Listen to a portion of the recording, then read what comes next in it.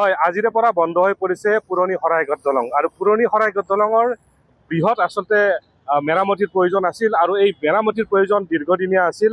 আৰু সেই পৰিপ্ৰেক্ষিতত প্ৰশাসনে ইতিমধ্যে বন্ধ কৰি দিছে। আজি পুৱাৰে পৰা এনেদৰে যি নতুন শৰাইঘাট দলং আছে, সেই নতুন শৰাইঘাট দলঙৰে যান বাহনসমূহ চলাচল কৰাৰ বাবে প্ৰশাসনে মুকলি কৰি দিছে। আৰু আচলতে এই নতুন দলংখনে দুয়োটা দিশতে এনেদৰে যান বাহনসমূহ আচলতে চলাচল কৰিছে। সম্পূৰ্ণ কটকটীয়া নিৰাপত্তা বেষ্টনী গঢ়ি তুলিছে। ইতিমধ্যে এই যি পুৰণি দলংখনৰ মেৰামতিৰ কাম প্ৰায় আৰম্ভ কৰা পৰিলক্ষিত হৈছে। প্ৰশাসনে ইতিমধ্যে সম্পূৰ্ণ ব্যৱস্থা, যাতে যান জঁটৰ সৃষ্টি নহয় তাৰ বাবে সম্পূৰ্ণ ব্যৱস্থা গঢ়ি তুলিছে। যিসমূহ উজনি অসমলৈ যোৱা যিসমূহ গধুৰ যান বাহন আছে, আচলতে সেই যান বাহনসমূহ বাইহাটা চাৰিআলিৰ পৰা মঙলদৈ হৈ তেজপুৰ হৈ যোৱাৰ বাবে তেওঁলোকক আহ্বান জনাইছে প্ৰশাসনে। আৰু যিহেতু কুমাৰ ভাস্কৰ বৰ্মা উত্তৰ গুৱাহাটী সংযোগী কুমাৰ ভাস্কৰ বৰ্মা সেতুখনো মুকলি কৰিছে, সেই দলংখনে সৰু যান বাহনসমূহ যাবৰ কাৰণে আহ্বান জনাইছে প্ৰশাসনে। আৰু তাৰ ফলত পুৱাৰে পৰা যিহেতু এই পুৰণি শৰাইঘাট দলংখন বন্ধ কৰি দিয়া হৈছে সম্পূৰ্ণ 2 মাহলৈকে, এয়া সমগ্ৰ পৰিৱেশ আমি NKTV দৰ্শকক দেখুৱাবলৈ সক্ষম হৈছোঁ।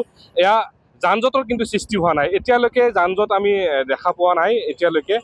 পুৱাৰে পৰা এনেদৰে খুব শৃংখলাবদ্ধভাৱে আচলতে যান বাহনসমূহ চলাচল কৰা দেখা পোৱা গৈছে। প্ৰশাসনে এক নিৰ্দেশ দিছে যে যি নতুন শৰাইঘাট দলং, এই শৰাইঘাট দলঙে যি যান বাহনসমূহ অহা যোৱা কৰিব, কোনোৱে যাতে অভাৰটেক নকৰে তাৰ বাবে বিনম্ৰভাৱে আহ্বান জনাইছে। কোনোৱে যাতে অভাৰটেক কৰি যান জঁটৰ সৃষ্টি নকৰে বা দুৰ্ঘটনা সংঘটিত নকৰে তাৰ বাবে সকলোকে আহ্বান জনাইছে।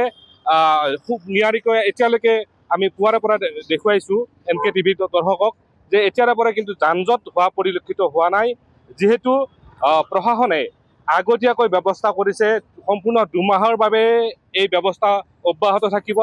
যিসমূহ উজনি অসমলৈ যোৱা গধুৰ যান বাহন আছে, সেই যান বাহনসমূহ তেজপুৰ অভিমুখে তেজপুৰ হৈ মঙলদৈ হৈ যাবলৈ আহ্বান জনাইছে। আৰু তাৰ লগে লগে যিসমূহ সৰু যান বাহন আছে, সেই সৰুবোৰ যান বাহনসমূহ উত্তৰ গুৱাহাটী সংযোগী কুমাৰ ভাস্কৰ বৰ্মা সেতুৰে যাতায়াত কৰিবলৈ আহ্বান জনাইছে। আৰু যিসমূহ আচলতে নতুন শৰাইঘাট দলঙেৰে তেওঁলোকে যাত্ৰা কৰিব আজি পুৱাৰে পৰা, তেওঁলোকক আহ্বান জনাইছে যাতে যান জঁটৰ সৃষ্টি নহয়, সম্পূৰ্ণ কটকটীয়া নিৰাপত্তা ব্যৱস্থা কৰিছে। আৰু কাকো অভাৰটেক নকৰিবলৈ আহ্বান জনাইছে। অভাৰটেক নকৰি সম্পূৰ্ণ শৃংখলাবদ্ধভাৱে যাতে যাতায়াত কৰে তাৰ প্ৰতি সম্পূৰ্ণভাৱে আহ্বান জনাইছে।